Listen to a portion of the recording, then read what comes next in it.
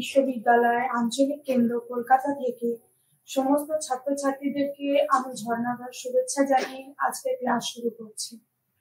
আজকে আমার topic BSc 131 unit 2 এর স্কোপ অফ এডুকেশন।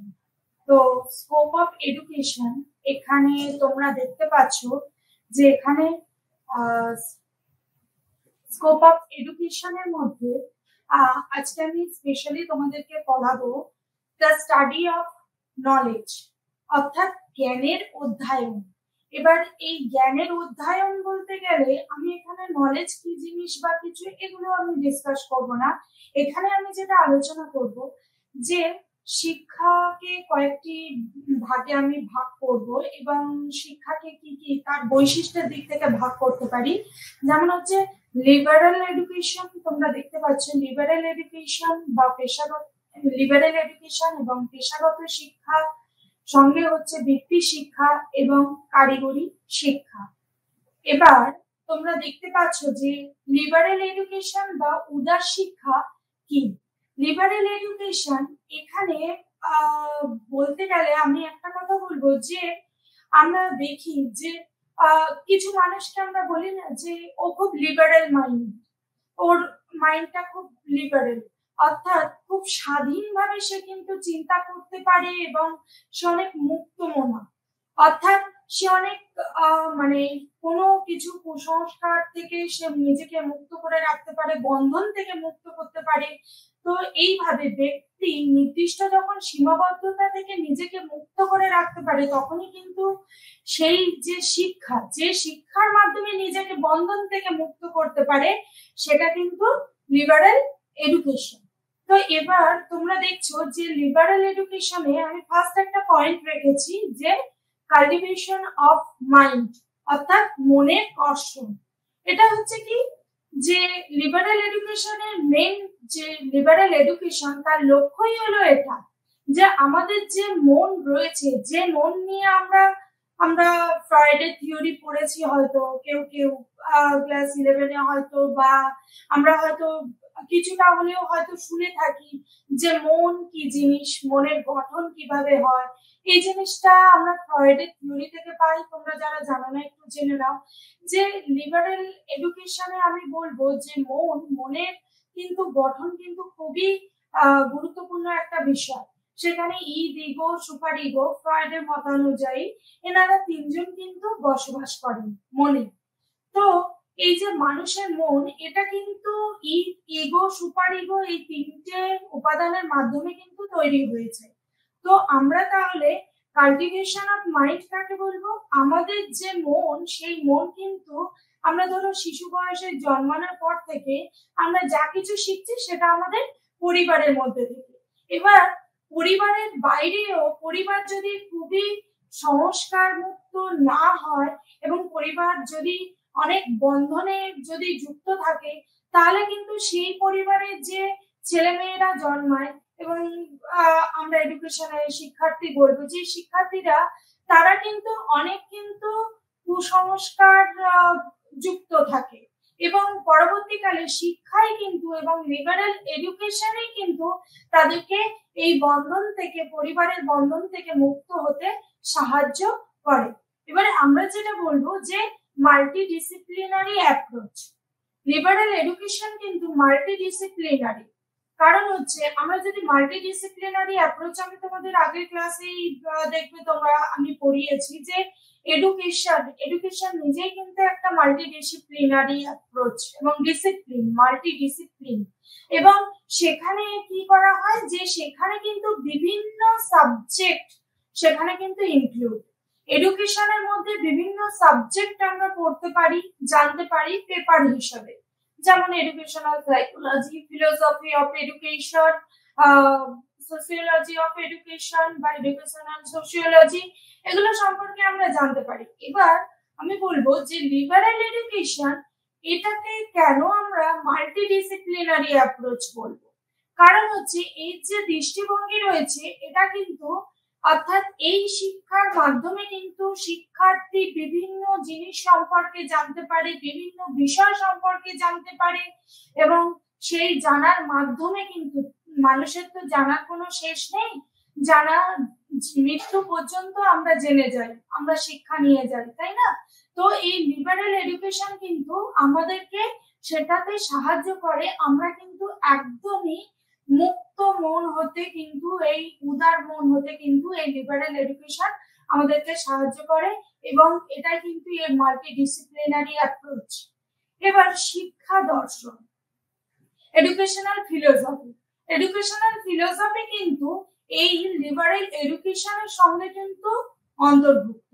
কেন বললাম? কারণ এই লিবারেল এডুকেশনের মধ্যেই কিন্তু আমরা খানিকটা থিওরি বেস যদি ধরি, তো এটা কিন্তু শিক্ষার দর্শন, অর্থাৎ দর্শনের মধ্যে আমরা যে ধরনের অ্যাবস্ট্রাক্ট মানে বিমূর্ত ধারণাগুলো যেরকম রপ্ত করতে পারি, সেরকম কিন্তু এই লিবারেল এডুকেশন অর্থাৎ স্বাধীন মনে করা, তো স্বাধীন বা মুক্ত মনের মানুষ হিসাবে তৈরি করা এর প্রধান লক্ষ্য।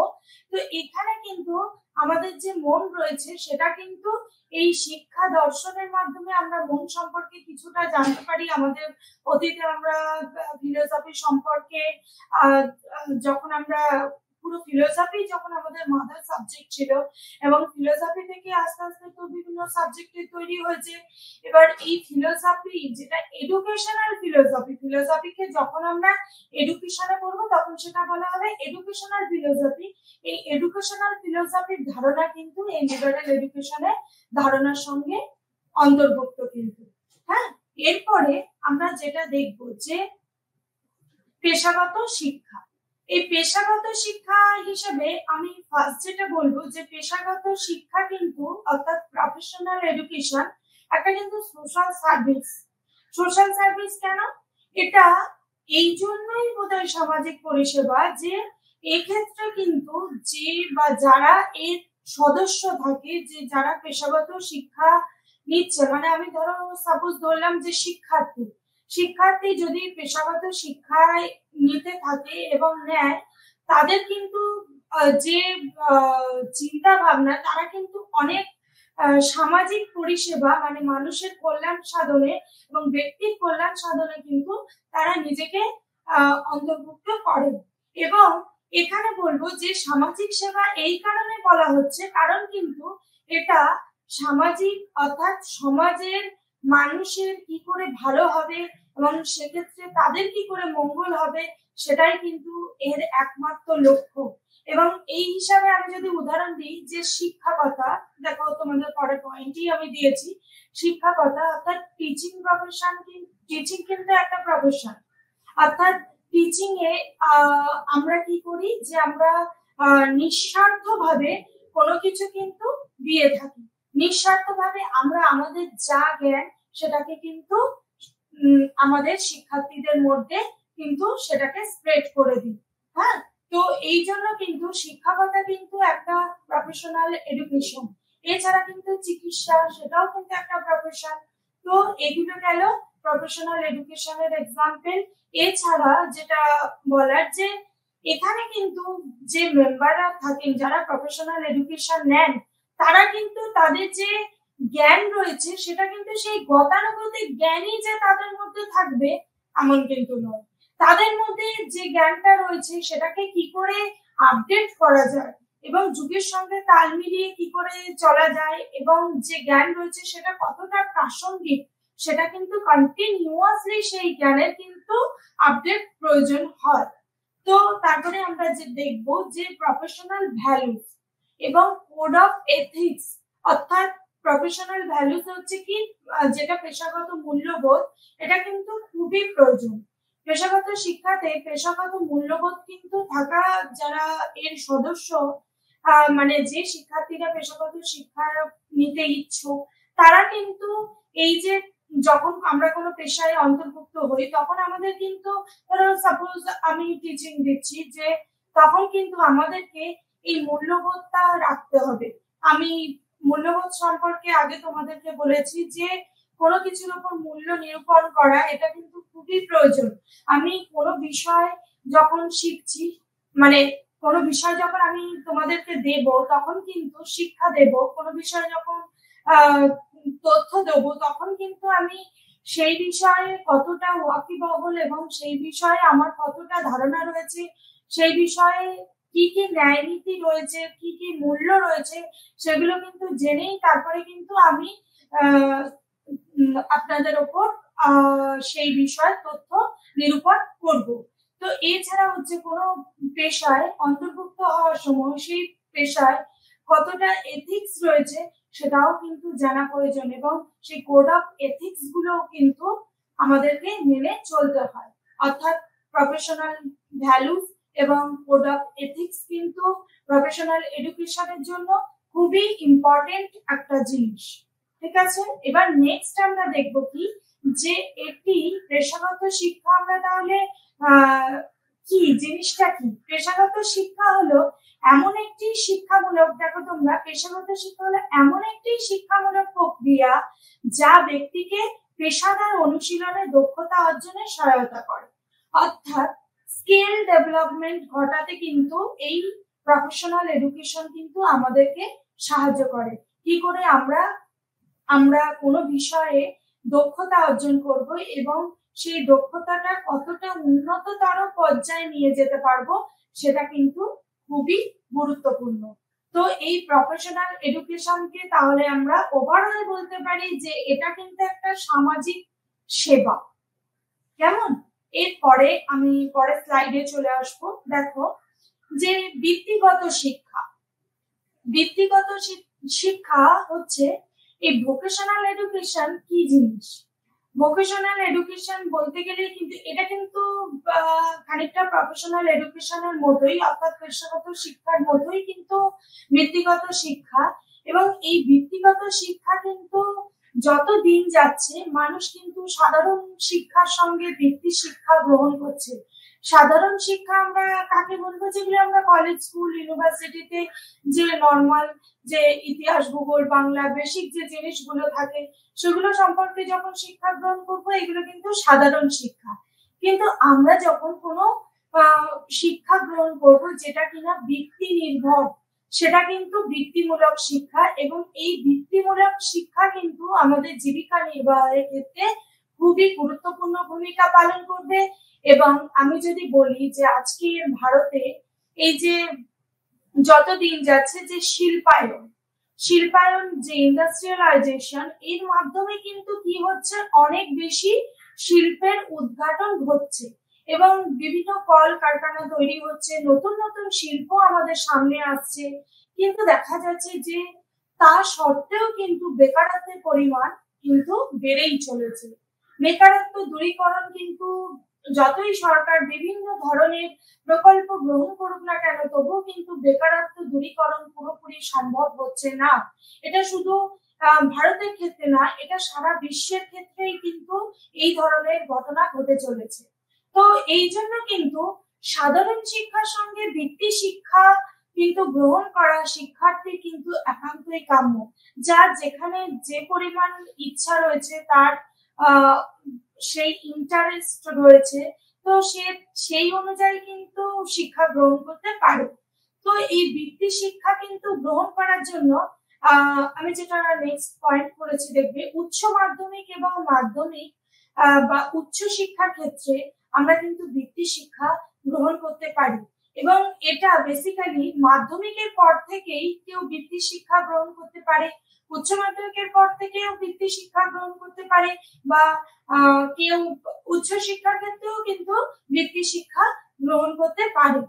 তো এই বৃত্তি শিক্ষা কিন্তু বিভিন্ন কমিটি এবং কমিশন কিন্তু আমাদের প্রথম অবস্থা থেকে, আমরা যদি উডের ডেসপ্যাচ দেখি 1854 সালে উডের ডেসপ্যাচ, তো সেখানে কিন্তু দেখবো বৃত্তি শিক্ষা কিন্তু ওই যে জাস্ট প্রাক বৃত্তি শিক্ষা হিসাবে, অর্থাৎ প্রি ভোকেশনাল এডুকেশন হিসাবে কিন্তু বৃত্তি শিক্ষাকে গ্রহণ করতে বলছে, এবং সেটা কিন্তু সেকেন্ডারি স্টেজের পরেই কিন্তু গ্রহণ করার কথা বলা হচ্ছে।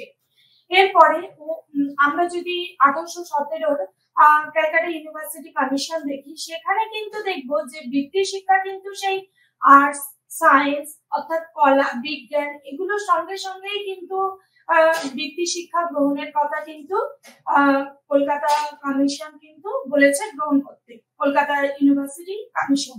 তো সেখানে কিন্তু এই ক্যালকাটা ইউনিভার্সিটি কমিশন কিন্তু 1817 সালে কিন্তু এরা কিন্তু এই বৃত্তি শিক্ষা গ্রহণের কথা বলেছে। তো এবার কিন্তু আমরা দেখব ওয়ার্ধা পরিকল্পনা। ওয়ার্ধা পরিকল্পনা আমরা জানি সবাই 1937 সালে হয়েছিল। তো 1937 সালে ওয়ার্ধা পরিকল্পনাতে এখানে কিন্তু আমরা জানি মহাত্মা গান্ধী ইনি কিন্তু ওয়ার্ধা পরিকল্পনার যে বেসিক জিনিসগুলোর সঙ্গে যেটাকে খুবই বেশি উনি গুরুত্ব দিয়েছেন সেটা হচ্ছে ক্রাফট সেন্টারেড এডুকেশন।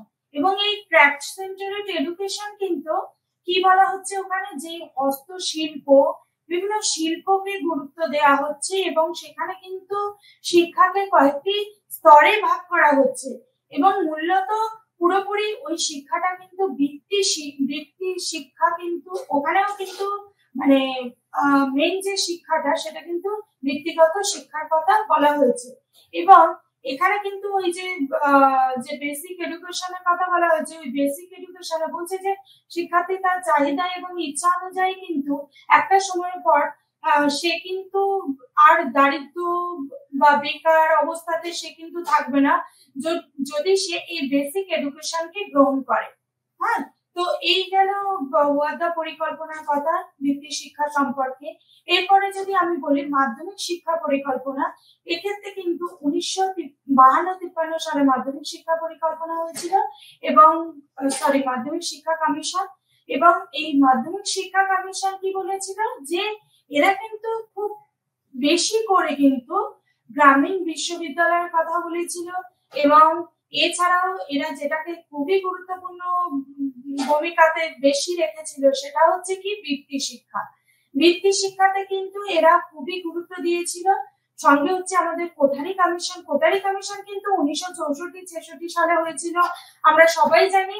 এবং কোঠারি কমিশনে যেটা বলা হয়েছিল যে এখানে বৃত্তি শিক্ষা কিন্তু ওয়ার্ক এক্সপিরিয়েন্স অর্থাৎ কর্ম অভিজ্ঞতা এবং ভোকেশনালাইজেশন বৃত্তিমুখীকরণ এই বৃত্তিমুখী শিক্ষা এখানেও কিন্তু গুরুত্বপূর্ণ দেওয়া হয়েছিল এবং কর্ম অভিজ্ঞতাকে গুরুত্ব দেওয়া হয়েছিল এই কোঠারি কমিশনে। তো সুতরাং আমরা বুঝতে পারছি যে কোঠারি কমিশনও কিন্তু বৃত্তি শিক্ষাকে খুবই গুরুত্ব দিয়েছিল।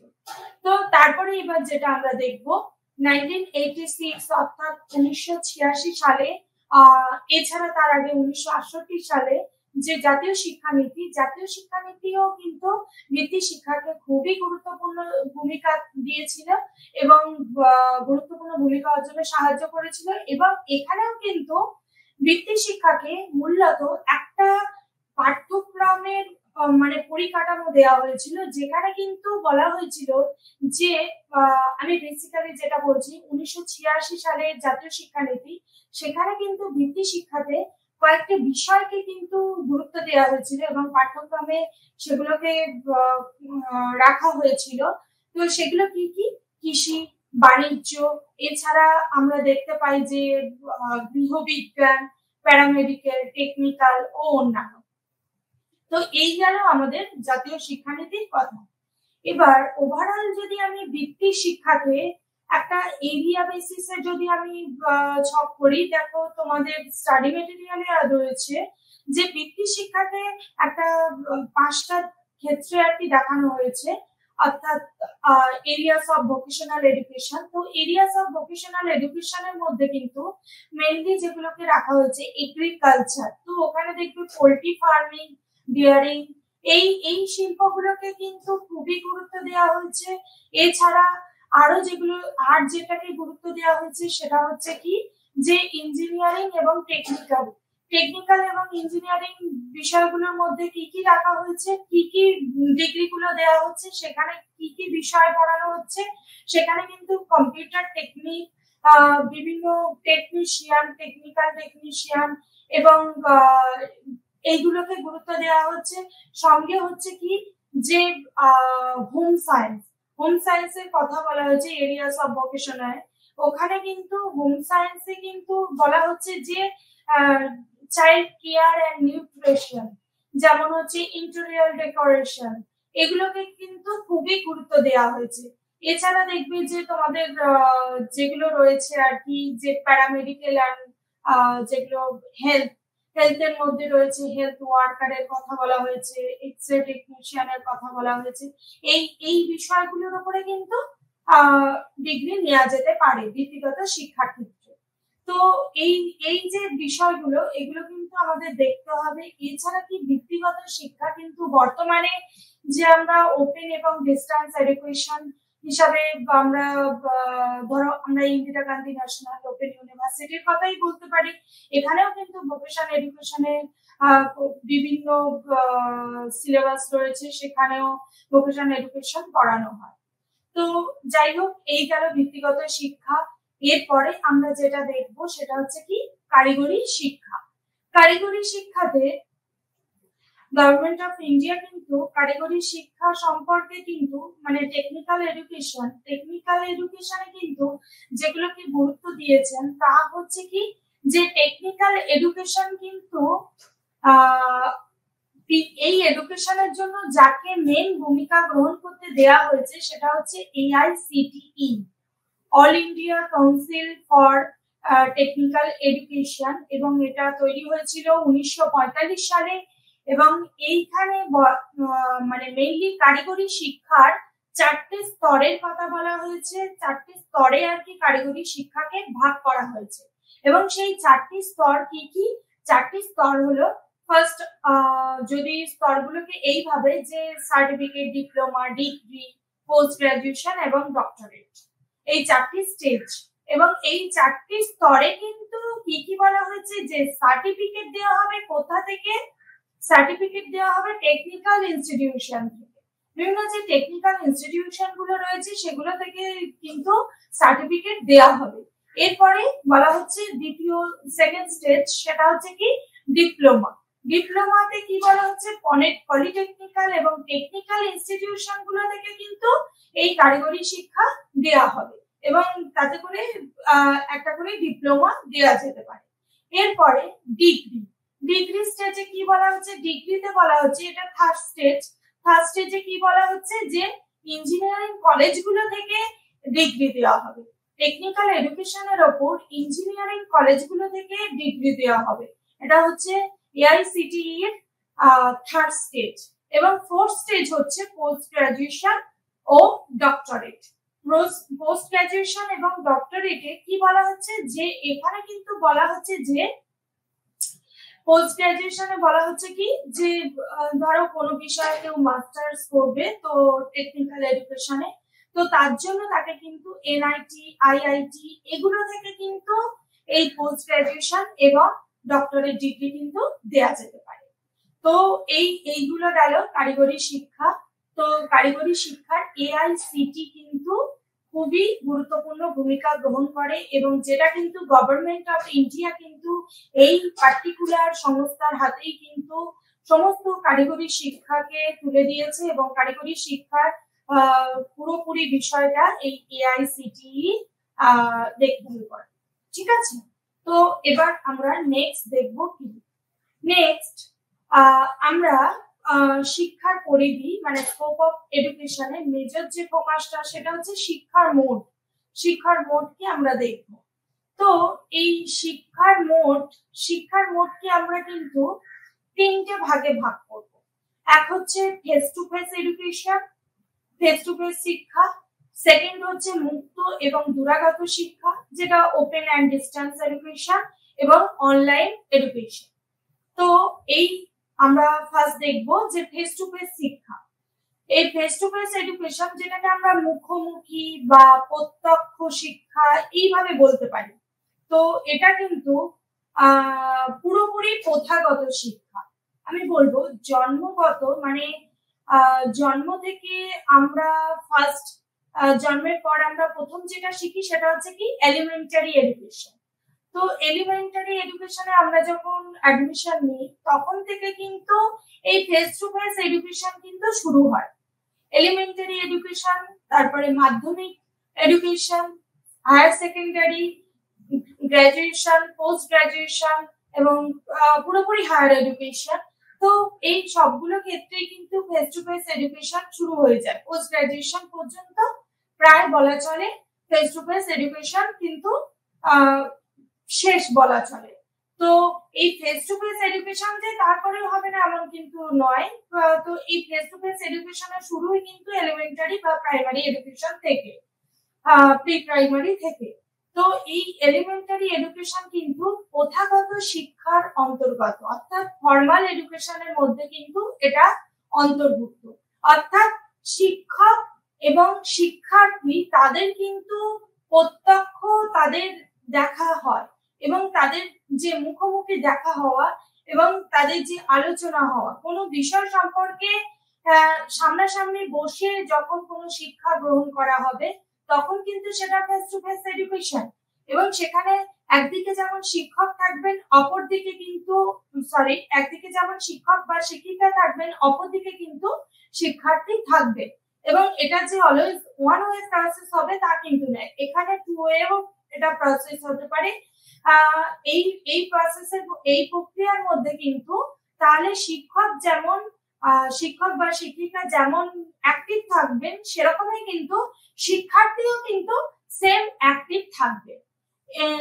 এক্ষেত্রে বলা চলে যে সবসময় যে শিক্ষক এবং শিক্ষার্থী অ্যাক্টিভ থাকবে, যে একজন অ্যাক্টিভ থাকবে বা অপরজন মানে একজন সক্রিয় অন্যজন নিষ্ক্রিয় এমন কিন্তু নয়, দুজনকেই সক্রিয় থাকতে হবে, তারপরেই কিন্তু প্রত্যক্ষ শিক্ষা বা এই ফেস টু ফেস এডুকেশন কিন্তু সম্ভব।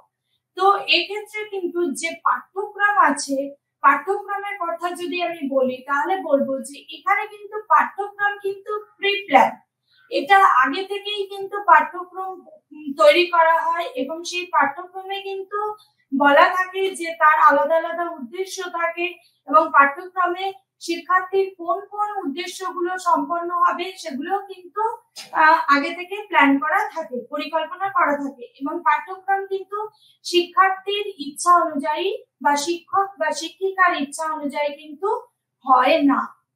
তো এটা কিন্তু ফেস টু ফেস এডুকেশনের একটা দিক। এবং ফেস টু ফেস এডুকেশনে যখন কোনো শিক্ষার্থী অ্যাডমিশন নেয়, ভর্তি হয়, তখন কিন্তু তার কিন্তু অনেক জটিলতা থাকে, তার এজের একটা ব্যাপার থাকে যে সে পার্টিকুলার এই বয়সে এই শ্রেণীতে ভর্তি হতে পারবে বা এই ক্লাসে ভর্তি হতে পারবে, এটা কিন্তু থাকে ফেস টু ফেস এডুকেশনের ক্ষেত্রে।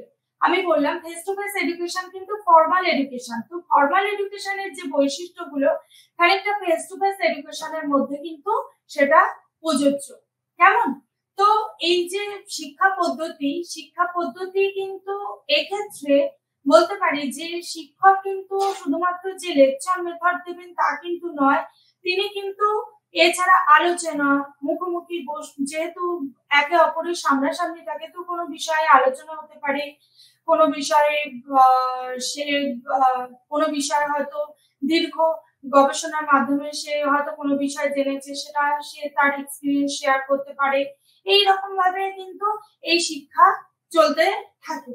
তো এখানে যে বই, এখানে কিন্তু আলাদা করে কোনো বই সেইভাবে থাকে না। ক্লাস 8 পর্যন্ত হয়তো কিছু বই দেয়া হয়, তারপর থেকে কিন্তু যখন আমরা 11, 12 বা তারপরেও যখন গ্রাজুয়েশন, পোস্ট গ্রাজুয়েশন করি তখন কিন্তু আমাদের লাইব্রেরি বেসডই হয়ে যায়, বেশিরভাগ লাইব্রেরি থেকে বই কালেক্ট করতে হয় বা বই কিনে পড়াশোনা করতে হয়। তো এই গেল বইয়ের কথা। এরপরে বলি সময় তালিকা কিন্তু এখানে খুবই গুরুত্বপূর্ণ ভূমিকা গ্রহণ করেছে। কারণ হচ্ছে যে অ্যাকচুয়ালি প্রত্যক্ষ শিক্ষাতে মানে ফেস টু ফেস এডুকেশনের ক্ষেত্রে কি হয় যে শিক্ষক কত থেকে কত টাইম পর্যন্ত সে লেকচার দেবেন বা তার তিনি তথ্য শেয়ার করবেন সেটা কিন্তু দেয়া থাকে, যে পার্টিকুলার 1 ঘন্টা বা 45 মিনিট বা 50 মিনিট সে তার শিক্ষার যে পদ্ধতির মাধ্যমে সে যে তথ্য শিক্ষার্থীদের দেবে সেটা কিন্তু পার্টিকুলার একটা টাইম বেসড এবং সেই টাইমের বাইরে কিন্তু সে যেতে পারে, সে 2-1 মিনিট এদিক ওদিক হতে পারে, কিন্তু টাইম অর্থাৎ পিরিয়ডে কিন্তু একটা দিনকে কিন্তু পার্টিকুলার ক্লাস আওয়ার সেটাকে কিন্তু ভাগ করা থাকে। তো এটা কিন্তু ফেস টু ফেস এডুকেশনে কিন্তু একটা বৈশিষ্ট্য। কেমন?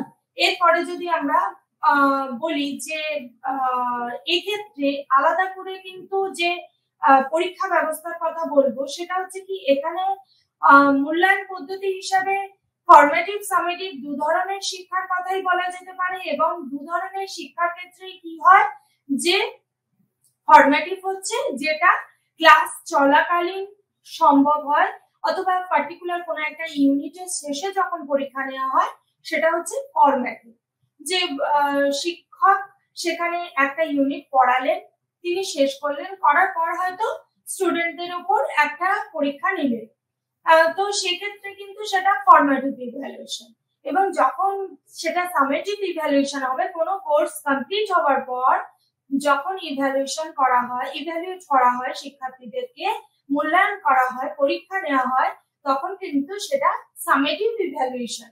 তো এই যে ফরমেটিভ আর সামেটিভ এর এক্ষেত্রে ফরমেটিভ এর ক্ষেত্রে কি হয় যে শিক্ষক শিক্ষার্থীর কোন কোন দুর্বল জায়গাগুলো রয়েছে, পার্টিকুলার ইউনিটের সে কোন কোন জিনিসগুলো বুঝতে পারছে না, সেগুলো কিন্তু শিক্ষক শিক্ষার্থীকে জানাতে পারে এবং শিক্ষক নিজেও জানতে পারে যে কোন পদ্ধতি তিনি অ্যাপ্লাই করেছেন এবং সেটা শিক্ষক বা শিক্ষিকা তিনি দেখবেন যে শিক্ষার্থী কি ঠিকঠাক শিখলো বা তিনি কি ঠিকঠাক সেটা প্রয়োগ করতে পারলেন সেই পার্টিকুলার পদ্ধতি, এবং যেটার মাধ্যমে তিনি কি ঠিকঠাক পড়াচ্ছেন যার মাধ্যমে শিক্ষার্থীরা ওভারঅল ভালো ফল করেছে, তাদের রেজাল্ট ভালো হয়েছে, সেটা কিন্তু শিক্ষক বা শিক্ষিকা তিনি কিন্তু জানতে পারেন এবং শিক্ষার্থীর যে দুর্বলতাগুলো সেগুলোও কিন্তু জানতে পারেন।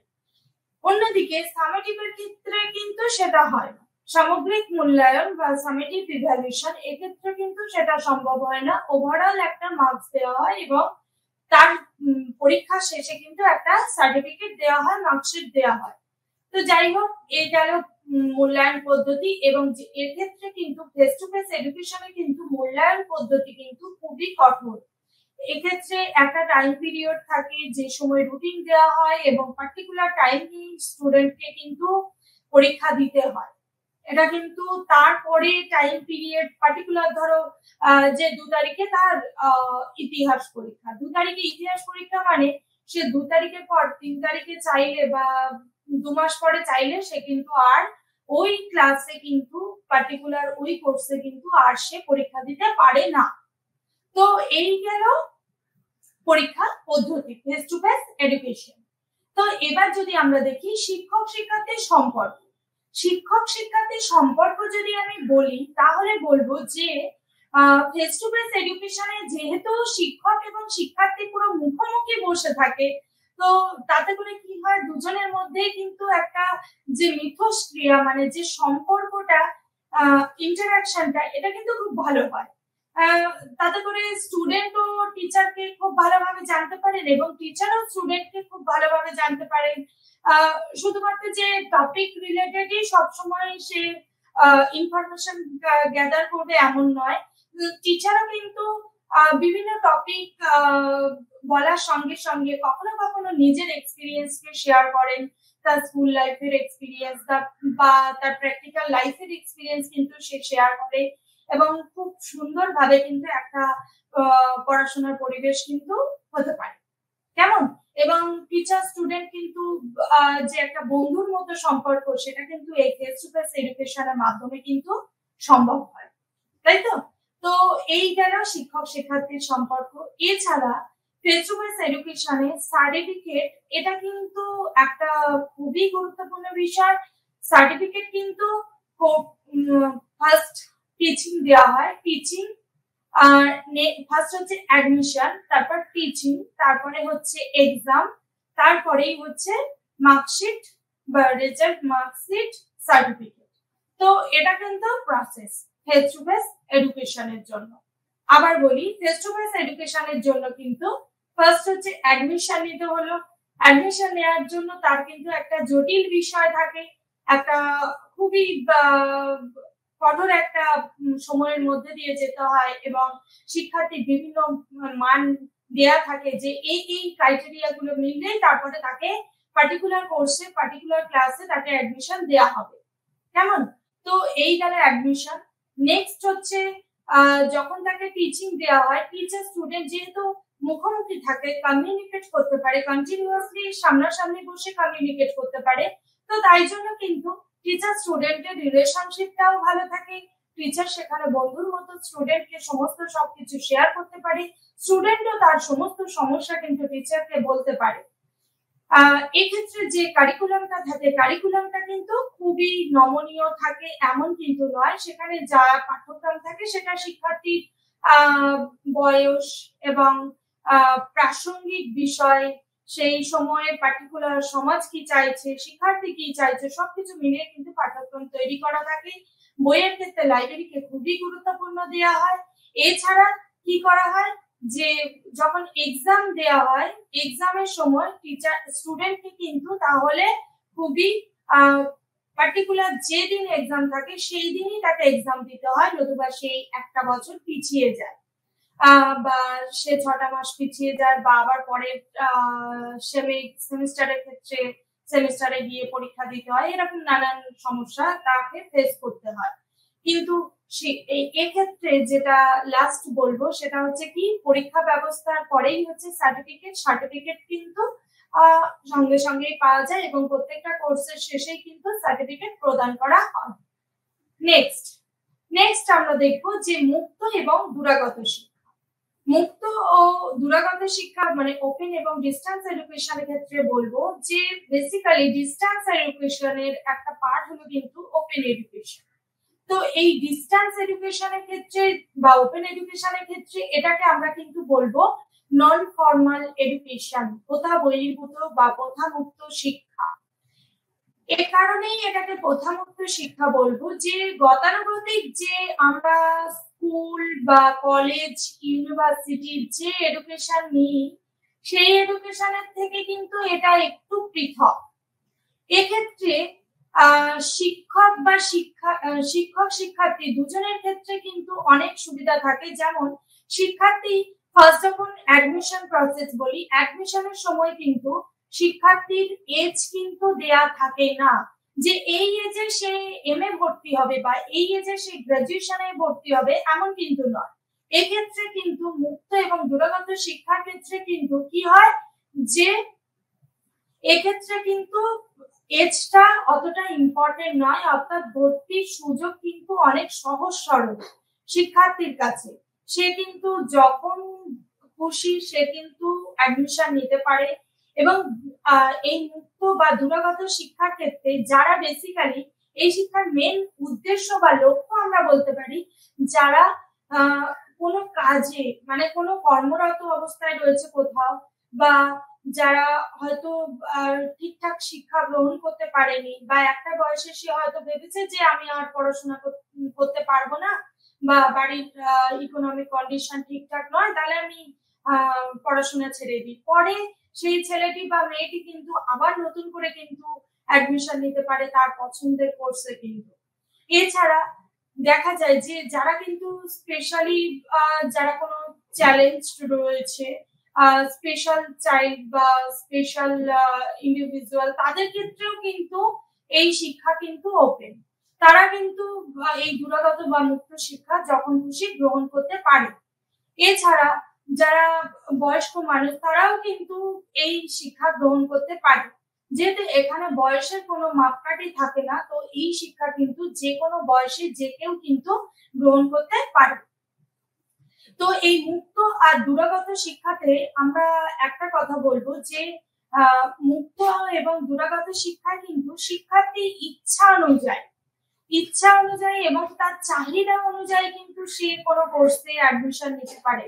তার জন্য কি আলাদা আলাদা ক্রাইটেরিয়া সেগুলো কিন্তু থাকে না, এবং সেগুলো থাকলেও খুব একটা জটিল থাকে না, যেটা আমাদের প্রথাগত শিক্ষাতে থাকে ফর্মাল এডুকেশনে, সেটা কিন্তু এই মুক্ত বা দূরাগত শিক্ষার মধ্যে কিন্তু থাকে না। তো এই গেল মুক্ত দূরাগত শিক্ষার কথা। মুক্ত এবং দূরাগত শিক্ষার ক্ষেত্রে কি হয় যে স্টাডি মেটেরিয়াল কিন্তু খুবই গুরুত্বপূর্ণ ভূমিকা গ্রহণ করে, যেটা কিন্তু আমরা দেখলাম ফেস টু ফেস এডুকেশনের ক্ষেত্রে, যেটা আমরা দেখছি যে বইয়ের ক্ষেত্রে কিন্তু ওখানে কিন্তু লাইব্রেরিকে বেশি গুরুত্ব দেওয়া হচ্ছে।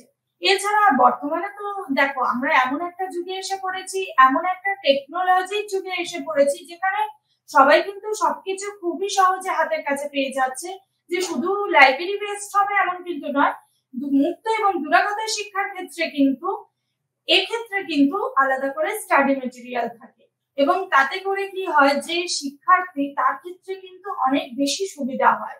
কোনো কোর্সে সে যখন অ্যাডমিশন নেয় তখন সে পুরোপুরি তার পাঠ্যক্রম অনুযায়ী, তার সিলেবাস অনুযায়ী খুব সহজে কিন্তু সে কিছু ইনফরমেশন পেয়ে যায় হাতের কাছে। তো এটা কিন্তু খুবই গুরুত্বপূর্ণ একটা দিক।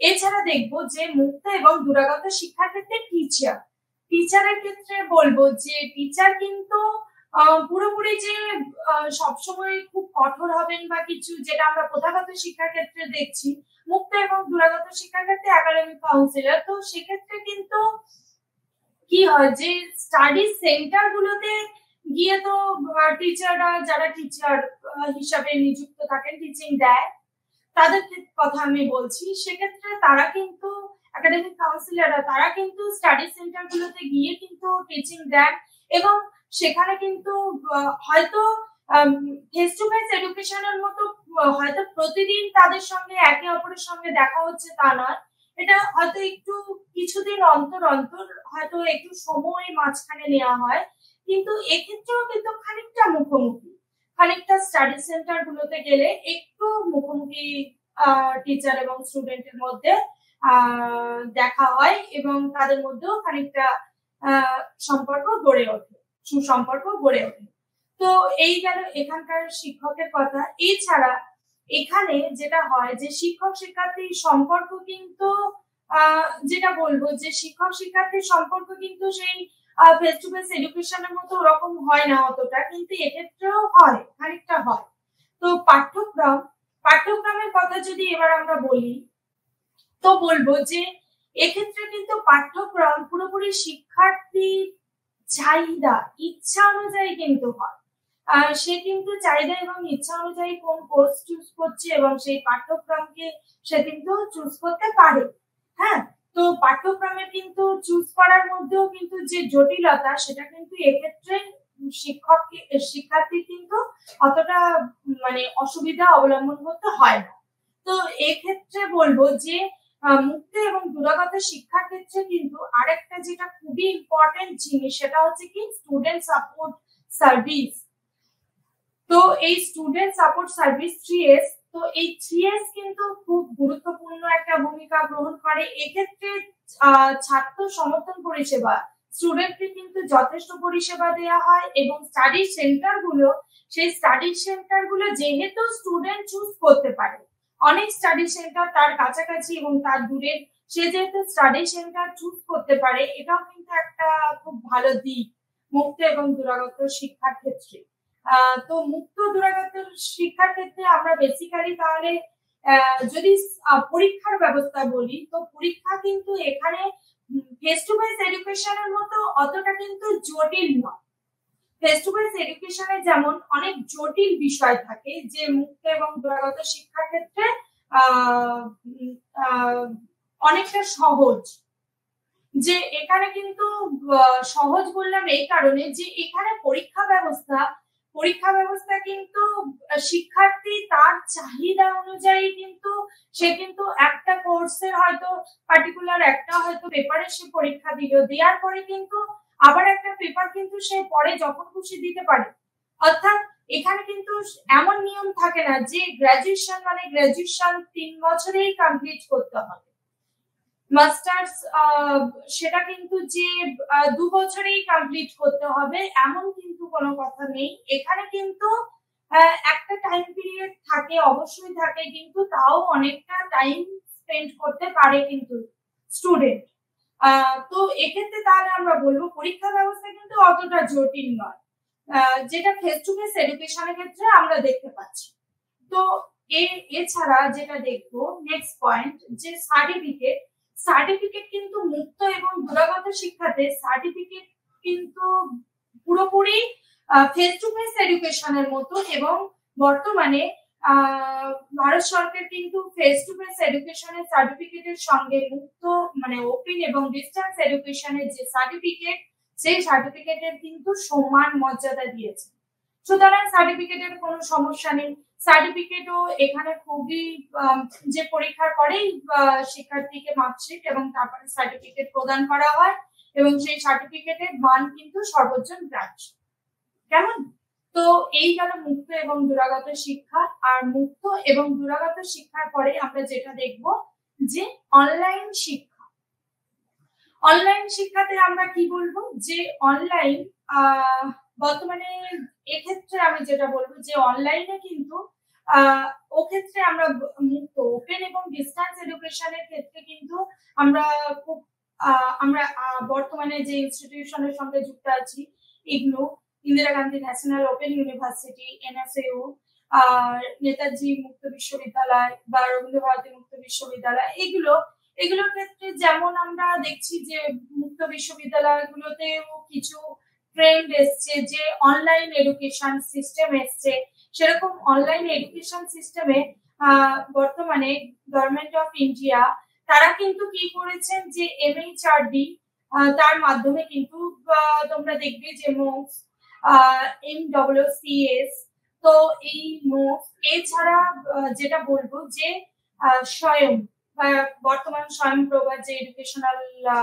টেলিভিশন চ্যানেল আর কি স্বয়ংপ্রভা, তো এরা কিন্তু পুরোপুরি অনলাইন শিক্ষার জন্য কিন্তু এরা পুরোপুরি উদ্যোগী এবং বর্তমানে ইগনুর জ্ঞানকোষ বা জ্ঞান দর্শন 1-2 এবং এছাড়া স্বয়ংপ্রভা, এটা তো দেখা যাচ্ছে যে এই এডুকেশনাল যে টেলিভিশন চ্যানেলগুলো রয়েছে, এছাড়া ইউটিউব, ইন্টারনেট, অর্থাৎ ইন্টারনেটের মাধ্যমে যখন আমরা কোনো শিক্ষা গ্রহণ করব সেটা কিন্তু অনলাইন শিক্ষা। এবং এই ইন্টারনেটের মাধ্যমে আমাদেরকে কারা কারা সাহায্য করবে? কম্পিউটার সাহায্য করছে, ইন্টারনেট অবশ্যই সাহায্য করছে, মোবাইল সাহায্য করছে, এছাড়া আমাদের যে চ্যানেলগুলো ইউটিউব সাহায্য করছে, বিভিন্ন এডুকেশনাল চ্যানেলগুলো সাহায্য করছে অনলাইন শিক্ষা গ্রহণ করতে। এবং এই অনলাইন শিক্ষাতেও কিন্তু বিভিন্ন কোর্স বর্তমানে চলছে এবং আমরা বর্তমানে যে পরিস্থিতিতে রয়েছি, যে কোভিড সিচুয়েশন যেটার মধ্যে দিয়ে আমরা যাচ্ছি বা ফেস করেছি বা ফেস করছি, সেখানে কিন্তু এই অনলাইন এডুকেশন সিস্টেম কিন্তু খুবই প্রাসঙ্গিক। যেখানে ফর্মাল এডুকেশন অর্থাৎ ফেস টু ফেস এডুকেশন যেখানে প্রায় বন্ধ হয়ে যাওয়ার অবস্থাতে এবং ফেস টু ফেস এডুকেশন যেখানে অনলাইন এডুকেশনের ভূমিকা পালন করছে, সেখানে কিন্তু অনলাইন এডুকেশন নিজে কতটা ভূমিকা পালন করবে সেটা আমরা বুঝতেই পারছি। তো face to face education online এডুকেশনের পর্যায়ে চলে এসেছে, যেটা কিন্তু এই কোভিড সিচুয়েশনে আমরা ফিল করেছি। এবার ওপেন এবং ডিস্টেন্স এডুকেশনে সেখানেও কিন্তু অনলাইনে কমিউনিকেট করা হয়েছে, অনলাইনে কিছু প্রোগ্রাম হয়তো সেইভাবে করা হয়নি, কিন্তু অনলাইন এডুকেশনের ক্ষেত্রে আমরা দেখছি কি যে সেখানে কিন্তু পুরোপুরি বিভিন্ন কোর্সকে বাড়িতে বসে শিক্ষার্থী কিন্তু খুব সহজে বাড়িতে বসে কিন্তু করতে পারছে। সে বাড়ি, তার কর্মস্থল বা সে কোথাও হয়তো কোনো হসপিটাল বা কোথাও রয়েছে, সেখান থেকেও সে কিন্তু ক্লাস করতে পারছে, সে কিছু শিখতে পারছে। এখানে এই অনলাইন এডুকেশন সিস্টেম কিন্তু খুবই গুরুত্বপূর্ণ একটা সিস্টেম, যেটা কিন্তু শিক্ষার্থীদেরকে বিভিন্ন জায়গা থেকে শিক্ষা গ্রহণে কিন্তু সাহায্য করছে। তো অনলাইন এডুকেশন তাহলে কিসের মাধ্যমে সম্ভব হচ্ছে? ইন্টারনেটের মাধ্যমে। তো এই যে ইন্টারনেটের মাধ্যমে অনলাইন পরিষেবা, এই শিক্ষা, এটা কিন্তু তাহলে আমাদেরকে বর্তমানে অনেক বেশি আধুনিক করে তুলছে এবং আমরা ইচ্ছা অনুযায়ী, আমাদের পছন্দ অনুযায়ী যেখান থেকে খুশি আমরা কিন্তু শিক্ষা গ্রহণ করতে পারছি। এখানে কিন্তু স্টাডি সেন্টারের প্রয়োজন নেই, কোনো এডুকেশনাল ইনস্টিটিউশনের প্রয়োজন পড়ছে না। কেমন? এটাও কিন্তু একটা প্রফেশনাল এডুকেশনের পর্যায়ে পড়ে এবং এটাকে প্রফেশনাল এডুকেশন হিসাবেও আমরা দেখতে পারি। এক্ষেত্রে কিন্তু অনলাইন এডুকেশন কিন্তু তাহলে যে কোনো জায়গা থেকে আমরা যেহেতু করতে পারছি, কোথাও আমাদের যেতে হচ্ছে না, ফলস্বরূপ ব্যয় কম। এছাড়া আমাদেরকে বই কিনতে হচ্ছে না। এই কারণে বললাম, কারণ হচ্ছে এখানে অনলাইনের মাধ্যমে ই কন্টেন্ট পাওয়া যাচ্ছে এবং ই কন্টেন্ট দেয়া হয় অনলাইন এডুকেশনের ক্ষেত্রে, এবং বিভিন্ন বইকে পিডিএফ আকারেও দেয়া হয়, যাতে করে আলাদা করে স্টুডেন্টকে কিন্তু কোনো কিছু কিনতে হচ্ছে না, কোনো টিউশনের প্রয়োজন হচ্ছে না, ফলস্বরূপ ব্যয় অনেক কমে যাচ্ছে। তো সুতরাং আমরা বলতেই পারি যে অনলাইন শিক্ষা কিন্তু তাহলে ব্যয় অনেক কমিয়ে দিয়েছে, শিক্ষা ক্ষেত্রে ব্যয় কিন্তু অনেক কমিয়ে দিয়েছে শিক্ষার্থীর ক্ষেত্রে। এছাড়া কি সময় অনেক কম।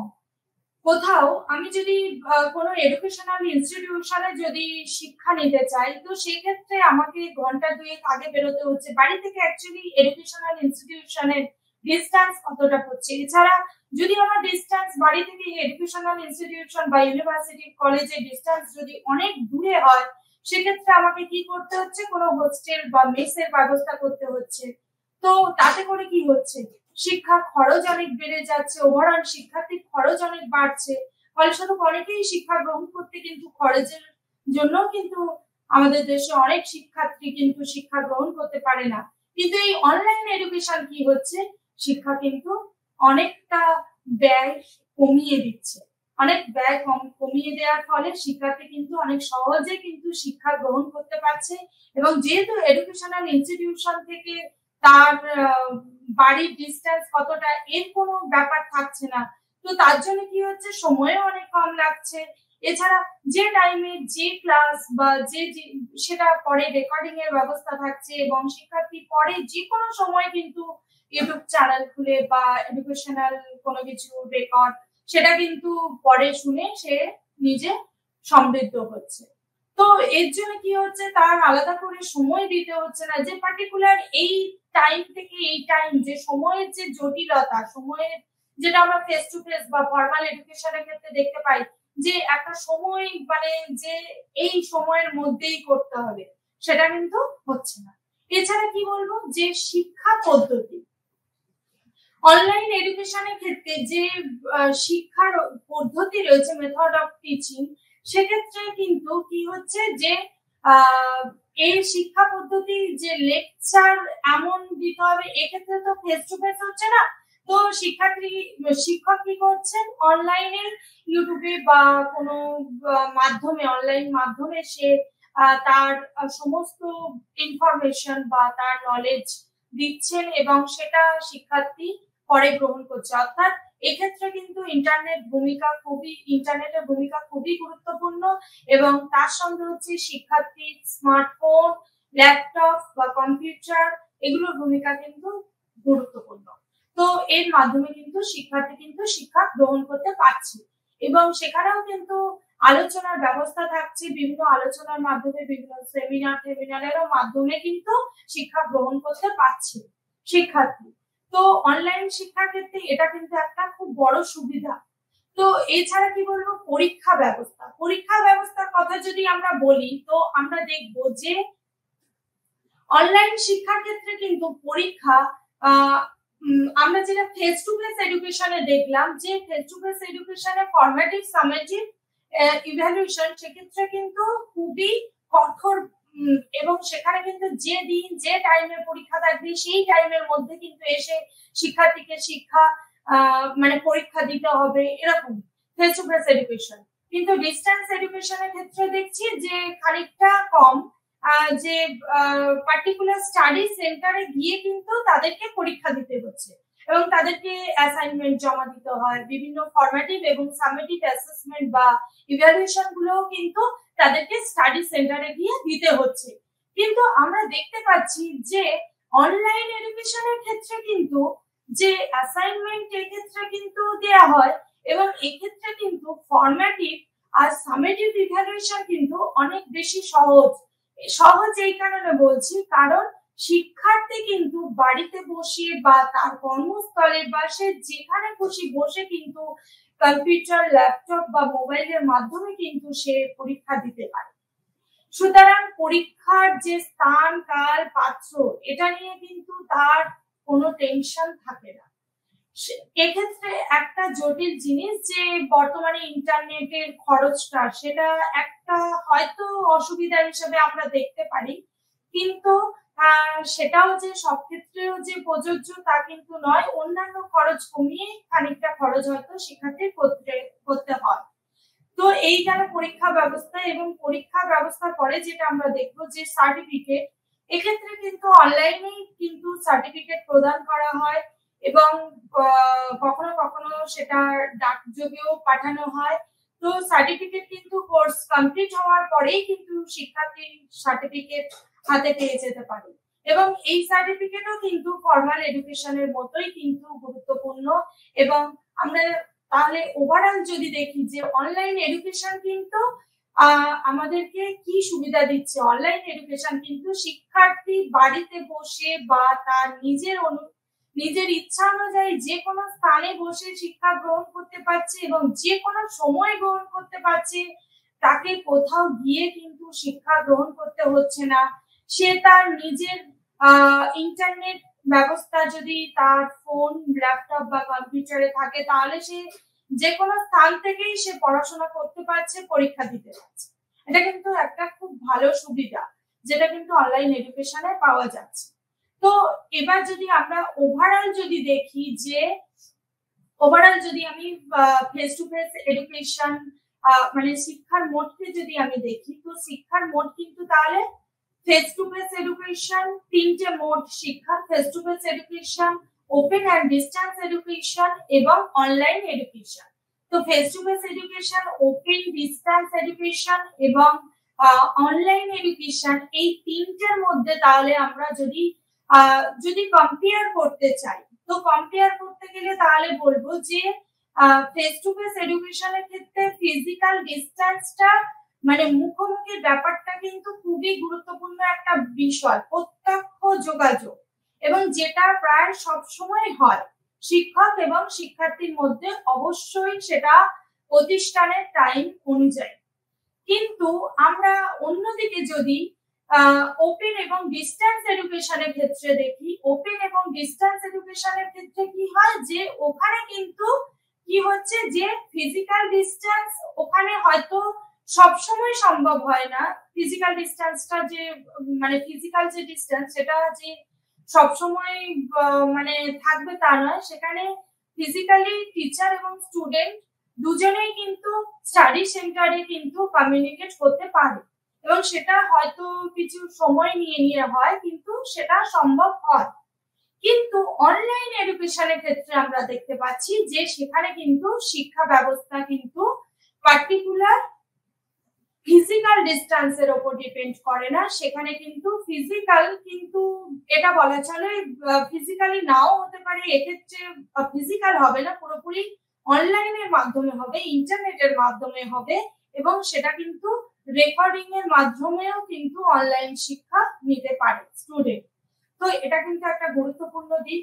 এছাড়া এটা কিন্তু যেটা face to face education, face to face এডুকেশনে কি হয় যে সেখানে কিন্তু সেটা পুরোপুরি শিক্ষক কেন্দ্রিক শিক্ষা ব্যবস্থা বলা চলে, সেখানে শিক্ষার্থীর গুরুত্ব খুবই কম থাকে। কিন্তু আমরা ওপেন এবং ডিস্টেন্স এডুকেশনের ক্ষেত্রে দেখছি যে সেখানে কিন্তু ওপেন এবং সেখানে দেখছি যে কি হয় যে আমরা যেটা বলছি আর কি, যে শিক্ষার্থী কেন্দ্রিক কিন্তু শিক্ষা ব্যবস্থা, সেখানে শিক্ষার্থীর ইচ্ছা এবং চাহিদা অনুযায়ী কিন্তু শিক্ষা গ্রহণ করতে শিক্ষার্থী কিন্তু পারে। আর অনলাইন শিক্ষা এটা কিন্তু পুরোপুরি শিক্ষার্থী কেন্দ্রিক, এবং এটা যেহেতু ইন্টারনেটের মাধ্যমে হচ্ছে, তো এক্ষেত্রে কিন্তু শিক্ষার্থীর চাহিদা এবং ইচ্ছাকে বেশি প্রায়োরিটি দেওয়া হচ্ছে। তো এই গেল total face to face education, open এবং ডিস্টেন্স এডুকেশন এবং অনলাইন এডুকেশন। তো আমরা যেটা দেখলাম যে ওখানে কিন্তু টিচারকে বেশি গুরুত্বপূর্ণ দেওয়া হচ্ছে, যেটা কিন্তু ওপেন ডিস্টেন্স এডুকেশনে কিন্তু তুলনামূলকভাবে অনেকটা কম গুরুত্ব দেওয়া হচ্ছে, এবং অনলাইন এডুকেশনের ক্ষেত্রে কিন্তু দুজনেই সমান মর্যাদা পাচ্ছে। সেখানে কিন্তু আলাদা করে শিক্ষার্থীকে খুব বেশি গুরুত্ব দেওয়া হচ্ছে, সেটা দেওয়া হচ্ছে, কিন্তু শিক্ষককে যে তার চাহিদা তার ইচ্ছা অনুযায়ী তিনি যে পুরো লেকচার মেথডটা ইউজ করবেন এমন কিন্তু নয়, সেখানে শিক্ষার্থীর চাহিদাকেও কিন্তু মাথায় রাখতে হবে।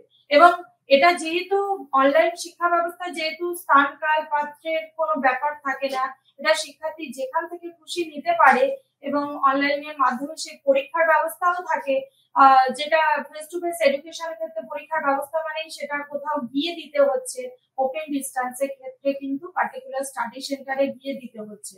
তো ওভারঅল দেখতে গেলে